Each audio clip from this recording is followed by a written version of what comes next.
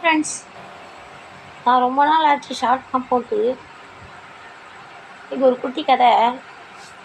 பெத்த மனம் பித்து பிள்ளை மனம் கல்லுன்னு சொல்லுவாங்க இல்லையா? நான் படிக்கக்குள்ளே எனக்கு ஒரு ஆசிரியர் ஒரு கதை சொன்னார். ஒரு ஊரில் ஒரு கிணறு, அந்த கிணத்துக்குள்ளார ஒரு தாய் தவக்கலையும் ஒரு பிள்ளை தவக்கலையும் இருந்துச்சான். அந்த தாய் தவக்கலை வெளியிலேயே வராதான்.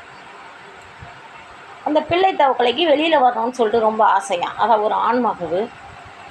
அந்த தவக்கலை பல பிள்ளைகள் எப்படியோ சொல்லி வாளியில் தண்ணி இப்படி கிணத்துல சேர்ந்தும் போது அந்த வாளியில் ஏறி வெளியில் வர்றதும் போகிறதுமா பல தவளைகள் உள்ளே போயிடுச்சான். ஒரு ஆண் தவளை மட்டும் அந்த தாய் கூடயே வளர்ந்துக்கிட்டு இருந்துச்சான்.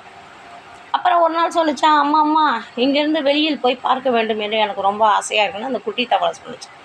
தவக்கலை தவக்கலை சொன்னிச்சான், தம்பி அம்மா வெளி உலகம் ரொம்ப ஆபத்தானதுரா. நான் நிறைய பார்த்துட்டேன். அதனால் நான் பல முறை வெளியில் வாளியில் ஏறி வாளியில் தவறி நீந்தக்குள்ளே வாளியில் என்னை சேர்ந்து மேலே எடுத்துட்டாங்க. ஆனால் அங்கே நிறைய பருந்துகளும் கழுகுகளும் இருப்பதனால் நான் மீண்டும் தண்ணீருக்குள்ளாகி குதித்து விட்டேன். இந்த உலகம் மிகவும் சேஃப்டியாக இருக்குது. அதனால தான் நான் இத்தனை வருஷம் உயிரோடு வாழ்கிறேன் அப்படின்னு சொல்லி அந்த தாய் தவளை சொன்னிச்சான். ஆனால் இந்த சின்ன தவக்கலைக்கு அது ஒருக்கலை. நம்ம வெளியே போயே தீரணும் இந்த தாயை விட்டு அப்படின்னு சொல்லி ஒரு திட்டம் போட்டு ஒரு நாள் ஒருத்தவங்க தண்ணி முள்ளும் பொழுது இது பார்த்துக்கிட்டே இருந்தால் அந்த வாளிக்குள்ளார தானாகவே நீந்தி உக்காந்துக்குச்சான். ஃப்ரெண்ட்ஸ், உக்காந்துக்கிட்டே இருந்தால் அந்த வாளி அவங்க சேர்ந்து மேலே எடுத்ததும் தண்ணியை தூக்கி ஊற்றும் போது இது அந்த கட்டையில் குதிச்சு போச்சு. அப்புறம் தாய் தவக்கலை ஐயோ நம்ம புள்ள வாளியில் போயிட்டானேன்னு சொல்லிட்டு கொஞ்சம் நாள் பதறி போயிடுச்சு. பதறி போயிட்டு மகனே உள்ளே வந்துடுறா, உலகம் ஆபத்தானதுரா, உள்ளே வந்துடுறான்னு சொன்னிச்சான். அந்த கேட்கவே இல்லையாம்ப்பா அந்த தவக்கலை. அம்மா இங்கிருந்து பார்த்தால் உலகம் மிகவும் பெரிதாக தெரிகிறது அம்மா.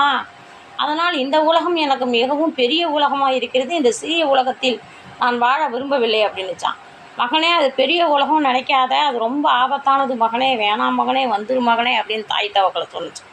இல்லையம்மா இந்த உலகம்தான் எனக்கு பிடித்திருக்கிறது, மிகவும் வெளிச்சமாகவும் மிகவும் பெரியதாகவும் இருக்கிறது. அதனால் நான் இந்த உலகத்தில் வாழ்கிறேன், நீ இந்த உலகத்திலேயே வாழு அப்படின்னு சொன்னிச்சான். அந்த உலகம் எவ்வளவு பெரிது இருக்கும் என்று கேட்டதாம்.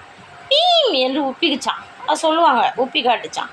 இல்லையம்மா இன்னும் பெருசு, இன்னும் பீம் என்று இன்னும் உப்புச்சான். இப்படியே கத்திங்க அந்த தாய் தவக்கலைக்கு உடம்பு முடியாமல் போயிடுச்சான். இந்த தாய்க்கு உடம்பு சரியில்லாமல் போச்சுன்னு கூட இந்த மகன் தவக்கலை உள்ளே வரலையா. நீ எப்படி வேணால் போயிட்டு போமா, நான் வெளியில் போகிறேன்னு சொல்லிட்டு இப்படி தாவை கிளம்பிச்சான் பாருங்க. அந்த நேரம் ஒரு பருந்து அந்த மகன் தவக்கலை பிடிச்சிட்டு போயிடுச்சான். அதனால் என்றைக்குமே பிள்ளைகள் தாய் சொல்லை கேட்டு வளரணும். ஏன் சொல்கிறேன்னு சொன்னால், இப்போ எங்கள் பப்பு வெளியில் ஓடி இருக்கான். எத்தனை ஆபத்துக்களை கடந்து வரான்னு எனக்கு தெரியாது. ஆனால் அந்த தாய் தவக்கலை மாதிரி தான் நானும் தவிச்சு போய் உட்காந்துருக்கேன். ஃப்ரெண்ட்ஸ், இந்த ஸ்டோரி உங்களுக்கு பிடிச்சிருக்கா? தாயோட பிள்ளையோட பாசத்தை விளக்கிறதுக்கு தான் இந்த தவக்கலை கதை. ஓகேவா ஃப்ரெண்ட்ஸ்?